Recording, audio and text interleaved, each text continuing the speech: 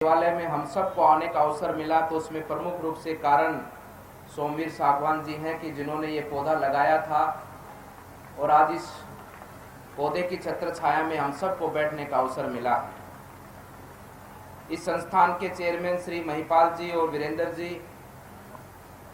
उपस्थित, यहाँ पर संस्थान के जुड़े हुए सभी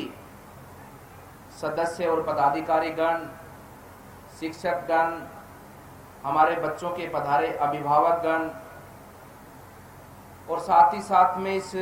संस्कारम परिवार से जुड़े उनके सभी सहयोगी गण जो यहाँ पर पहुँचे हैं, हमारे जिला के प्रशासनिक अधिकारी भी पहुँचे हैं, मीडिया कर्मी भी उपस्थित हैं, हमारे और हम सब की सुरक्षा में सदैव तत्पर रहने वाले, हमें सुरक्षा प्रदान करने वाले ऐसे हमारे पुलिस विभाग के भी सभी अधिकारी पहुँचे हैं।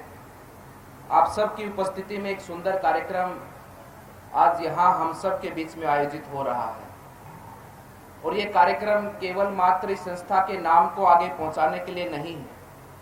अपितु इस कार्यक्रम का ध्येय है कि आगे आने वाले समय पर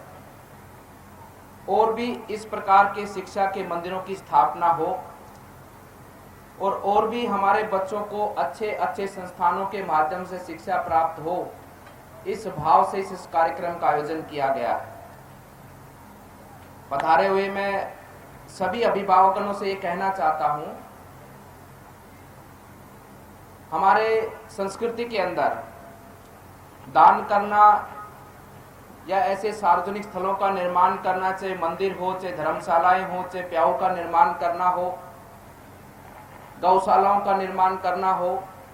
ये हमारे संस्कारों में, हमारी परंपराओं में है।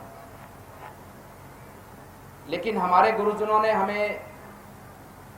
ये गुरु मंत्र के रूप में हमें इस चीज का ज्ञान दिया है, इस विषय के बारे में हमें बताया है और साथ ही साथ में हमारी संस्कृति में ये परंपरा रही हमारी कि पहले के समय में,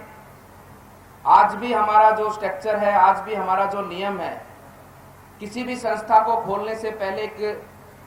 संस्था का निर्माण कराना होता है, एक ट्रस्ट का गठन करना होता है। ट्रस्ट का गठन का अर्थ ही ये होता है कि समाज की सेवा करना। और पहले के समय में मंदिरों से, बड़े बड़े मठों से, बड़े बड़े देवालयों के स्थान से समाज की सेवा को समर्पित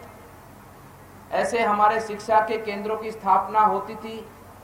जहाँ न केवल शिक्षा के साथ में संस्कार भी, संस्कार के साथ में स्वास्थ्य भी और स्वास्थ्य के साथ में तमाम वो समाज से जुड़ी हुई सेवाओं को आगे बढ़ाया जाता था। उसी स्वरूप में आज भी वर्तमान में हमारे ऐसे संस्थानों के माध्यम से शिक्षा को जन जन तक पहुंचाने का कार्य आज भी निरंतर हमारे देश में आगे बढ़ा है। मैं अभिभावकों से यही कहना चाहूंगा कि ऐसे शिक्षण संस्थानों की स्थापना करना और ऐसे जो हमारे महिपाल जी हैं, वीरेंद्र जी हैं या इनसे जुड़े हुए सभी लोगों का ऐसा जो विचार है, ये विचार इतना उच्च कोटि का विचार है कि किसी मंदिर को बनाना या किसी गौशाला को बनाना या किसी अन्य किसी संस्था को बनाना, उससे भी बड़ा विचार है एक शिक्षा के केंद्र की स्थापना करना। क्योंकि मंदिरों का निर्माण भी तभी होगा तब हम इस स्थान से निकलेंगे और आगे बढ़ेंगे, और वो भी हमारी प्राथमिक शिक्षा, स्कूली एजुकेशन, जो बहुत ही आवश्यक है हमारे समाज के लिए, हमारे देश के लिए। इन ऐसे केंद्रों से ही हमारे देश की उन्नति संभव है। ऐसे भव्य और सुंदर और शिक्षा को केवल और केवल शिक्षा को समर्पित, क्योंकि शिक्षा अच्छी होगी तो स्वाभाविक रूप से उसमें संस्कार भी अच्छे होंगे, उसमें अपनी परंपराओं को, अपनी मान्यताओं को मानने का भाव भी होगा। संस्कार का अर्थ ये भी होता है कि हमारी संस्कृति को स्थापित रखना, अजय रखना और संस्कृति का समय समय पर उसका विस्तार करते रहना। इन सभी चीजों का उसमें पालन होगा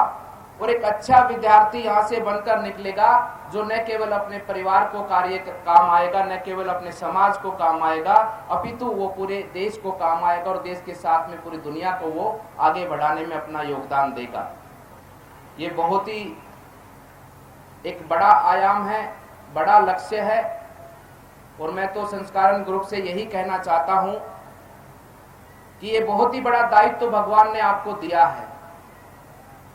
अरबों की संख्या में लोग रोज पैदा होते हैं, लोग मरते हैं, लेकिन कुछ एक लोगों को ही भगवान ऐसा आशीर्वाद देता है जो इस प्रकार के आयाम खड़े करते हैं। ये उनका कोई जन्मसिद्ध अधिकार नहीं होता, क्योंकि जन्म ही हमारे हाथ में नहीं है, जन्म ही भगवान के हाथ में है। वो किस घर में हमें पैदा करता है वो उसकी इच्छा है। ये आपकी आत्मा को भगवान का आशीर्वाद है कि आपको ऐसे कुल में जन्म मिला है, और ऐसे कुल में जन्म मिलने के बाद में आपको ऐसे ऐसे अवसर मिले हैं, ऐसे ऐसे आपको मित्र मिले हैं जिनके साथ मिलकर आप आज न केवल अपनी अपितु अपने देश के भविष्य को लिखने के उस मुकाम पर है कि आपके माध्यम से पढ़े हुए हमारे छात्र छात्राएं देश को आगे ले जाने का काम कर सकती हैं। इसी भाव से हम सबको ऐसे संस्थानों के माध्यम से अपनी सेवा को आगे बढ़ाना है।